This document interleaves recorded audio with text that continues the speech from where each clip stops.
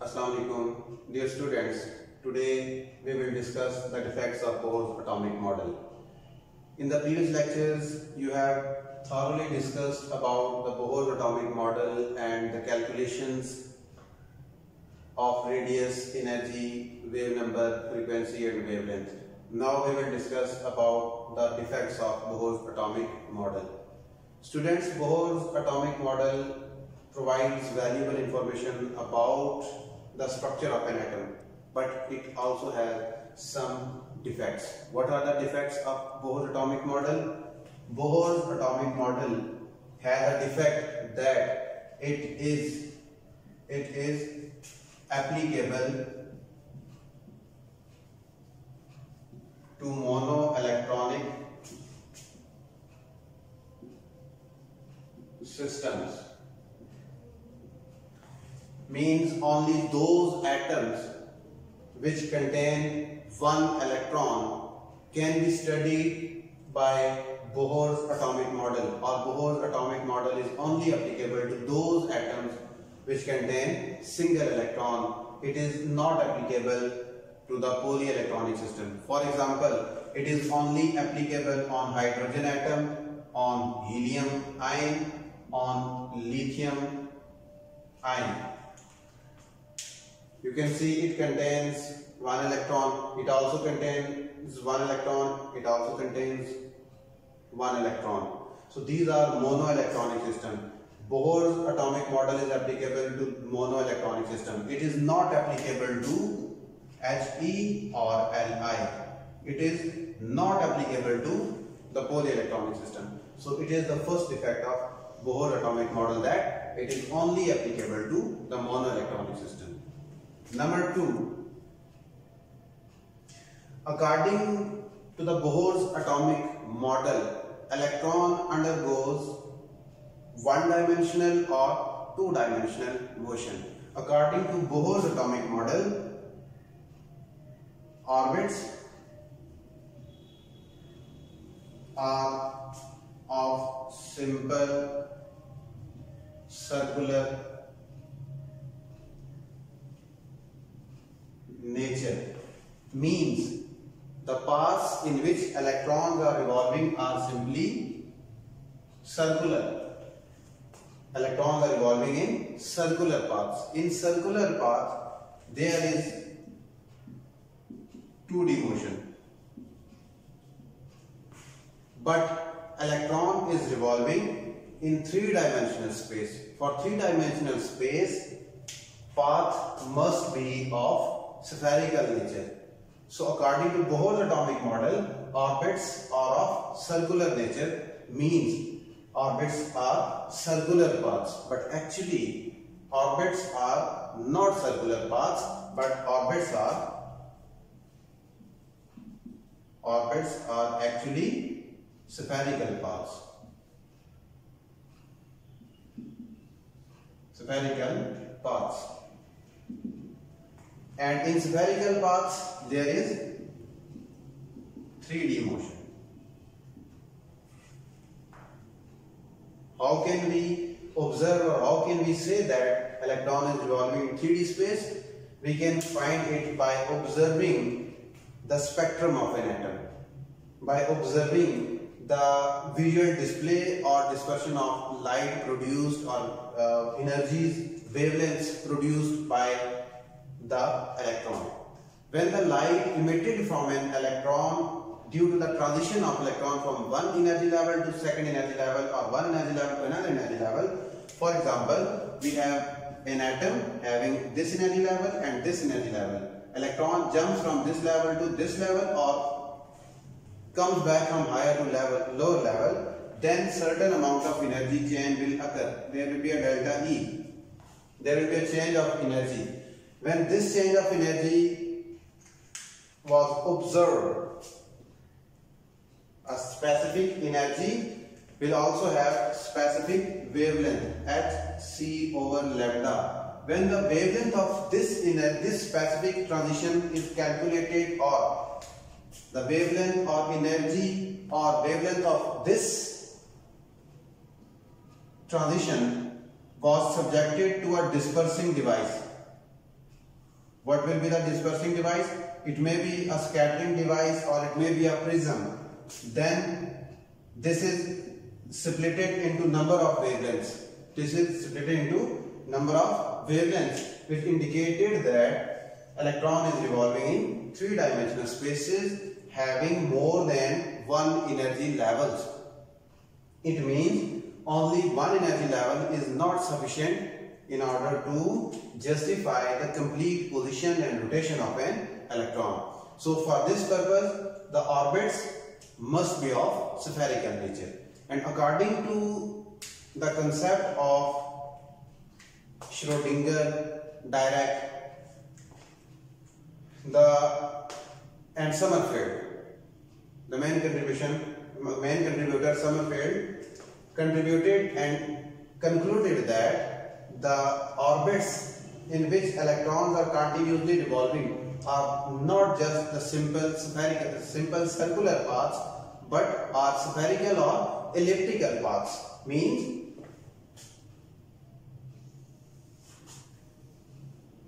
orbits are of this nature and electrons are revolving continuously in these orbits. Electrons are revolving in these orbits continuously. When electrons are revolving in these elliptical orbits, then they do so in such a way that nucleus remains at the focus of all these radii or all these ellipses. Means, according to Bohr's model, the structure of atom or the structure of the orbit is simply circular. For circular motion, only single wavelength will be obtained. But observations and experiments concluded that when a specific wavelength is subjected to a scattering device, it will split into further smaller lines which show that there are number of smaller levels, there are number of energy levels. And Sommerfeld concluded that the orbits are not just simple circular paths, but they are spherical or elliptical paths in which nucleus lies on the focus of each and every ellipse, each and every elliptical path. This was the second effect of Bohr's atomic model. Third one is when the radiations emitted from an atom are subjected to electric or magnetic field, then they are also separated, and that effect was not studied and was not contributed by Bohr's model. For example, we have a wavelength lambda emitted by an atom. This specific wavelength, when subjected to magnetic field, when a specific wavelength was subjected to magnetic field, the magnetic field, this wavelength will be splitted. This wavelength will be splitted into further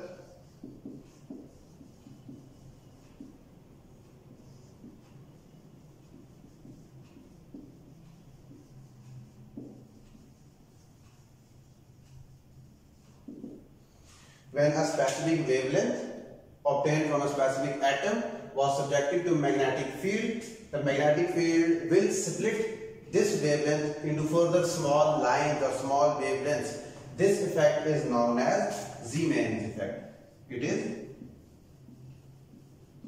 Zeeman effect. And Zeeman effect was not explained by the Bohr's model. Similarly, when this specific wavelength was subjected to electric field,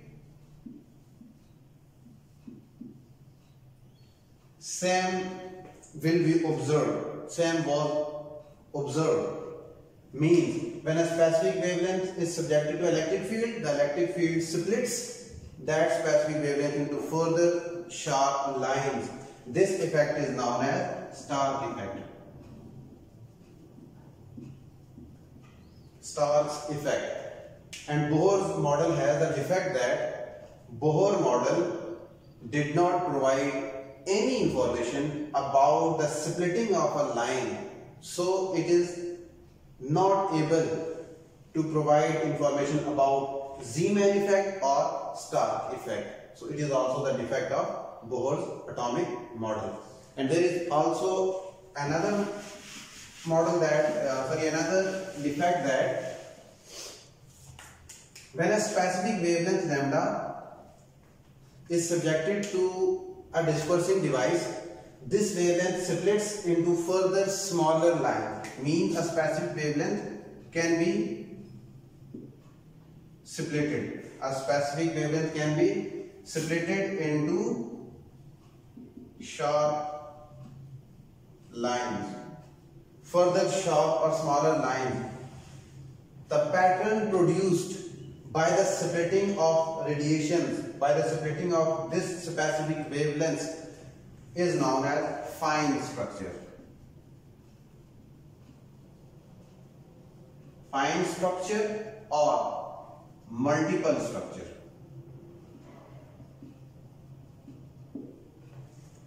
When a specific wavelength is subjected to a dispersing device, it will be splitted into further smaller and sharper lines. This splitting is not explained in Bohr's model, and the pattern which is obtained after splitting is known as fine structure or multiple structure. Bohr's model did not have any concept of fine structure or multiple structure, because Bohr's model says that orbits are of circular nature. So it is applicable to only monoelectronic system. It did not provide any information about splitting or multiple structure, similarly of Zeeman and Stark effect, and of 3D motions. Similarly, according to the Bohr's atomic model, another defect is, according to Bohr's atomic model, there is only one quantum number. There is only one quantum number to justify the complete position or locality of an electron in an atom. If it is so, then according to Bohr's atomic model, the position and momentum of a revolving electron can be calculated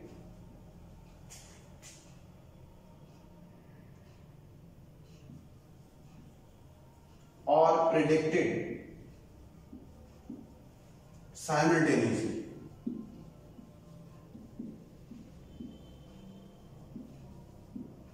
Means we have an atom in which an electron is revolving in a specific orbit. Then, according to Bohr's model, we can easily predict the position of electron and the momentum of electron during its revolution. But according to Heisenberg uncertainty principle, it is not possible or it is impossible for an atom to have the exact position and momentum simultaneously when it is in rotation or when it is in revolution. So, according to Bohr's atomic model, orbits are circular paths. For a circular path, we can predict the position and momentum simultaneously according to Bohr's model. But according to Heisenberg uncertainty principle, an electron revolving around a nucleus in elliptical paths having three-dimensional motion, the position and momentum of that revolving electron cannot be predicted simultaneously with 100% accuracy. If one quantity is 100% precise, then other quantity will be 100% uncertain. So there will be an uncertainty in the momentum and position of revolving electron. This effect, according to Bohr's model, this is possible. But according to the Heisenberg uncertainty principle, it is not possible. So it is also a defect of Bohr's atomic model. Students, these are the defects of Bohr's atomic model. What are the defects? It is applicable to only monoelectronic system. It does not explain Zeeman or Stark effect. It does not give any concept about the fine structure or multiple structure, and it shows that motion of electron is in one dimensional and only one quantum number is sufficient to determine the pole position or to determine the position of electron around the nucleus. But actually, single quantum number is not sufficient, as we have seen that during revolution a specific energy level can be split into further sharp and small lines, mean multiple structure. So if only one quantum number is sufficient, then splitting will not be happening. Means if one quantum number is sufficient, then a specific wavelength must not be divided into further lines. But it does. It means that one quantum number is not sufficient. And according to Bohr's model, both position momentum can be predicted simultaneously with 100% precision. But according to uncertainty principle, it is not possible to find or to calculate both the values simultaneously with 100% accuracy or precision. These were the defects of Bohr's atomic model. Hopefully you have got the concept. For any query, you can ask question. Thank you so much. Allah Hafiz.